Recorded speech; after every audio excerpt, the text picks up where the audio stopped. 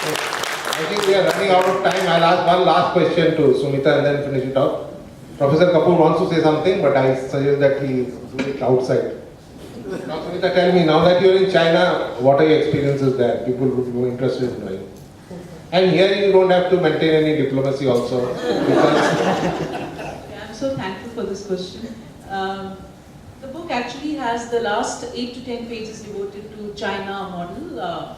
And we have seen China, which is very impressive. The most impressive thing, they have lifted 500 million people out of poverty in the last 3 decades, which is really impressive. And there are 2-3 things I've highlighted about China in the book. One is the way they have utilized foreign direct investment to develop their areas, to create employment, to create blistering growth rates. Secondly, how they have absorbed foreign technology, localized it, and developed their own champions. Who, for instance, the fast trains, today China is bidding in developed countries. They absorb the technology from other countries, but having learned it, they are now bidding for fast train projects in developed world.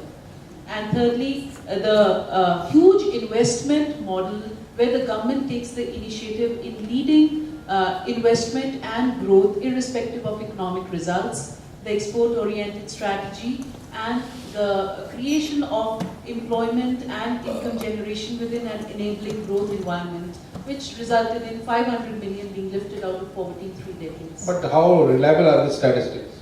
This 500 million statistic is from the World Bank, not the official channel.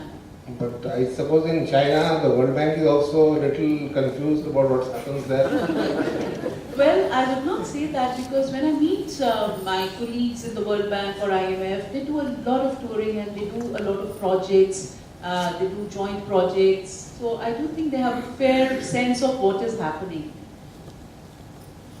And let us not miss out that China has brought down maternal mortality and infant mortality in very impressive ways. But I think they don't allow too many children. 1 children per family is the norm. So that may be a good reason why maternal health is better. Yeah, whatever. Everything has its underside. China also has its underside. So do you think India has a lot to fear from China or not? Well, that's a political question you're asking me now. No, that's not a political question. It's an economic question. I had posed you the question earlier also, you didn't answer it. Okay. We have a lot to learn from China, and I don't see any reason why we should see ourselves as competitors and why we can't work together for mutual benefit, for mutual growth and mutual investment. That's a very diplomatic answer. No, I mean it.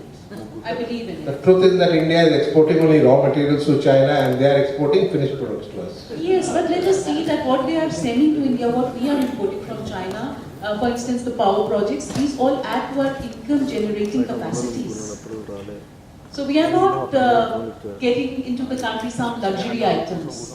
We are getting growth related, capital related equipment. You are getting safety pins, kites, huge handicrafts, all is imported from China. And you are exporting iron ore. And you are importing steel. Yes, but you see... It is not fair to put such a question to a diplomat and put her in an embarrassing position. But I said she's in our own country. But anyway, now we are running out of time. I must thank everybody for joining the panel. It's a wonderful meeting here. Thanks a lot, and I hope the book will do very well.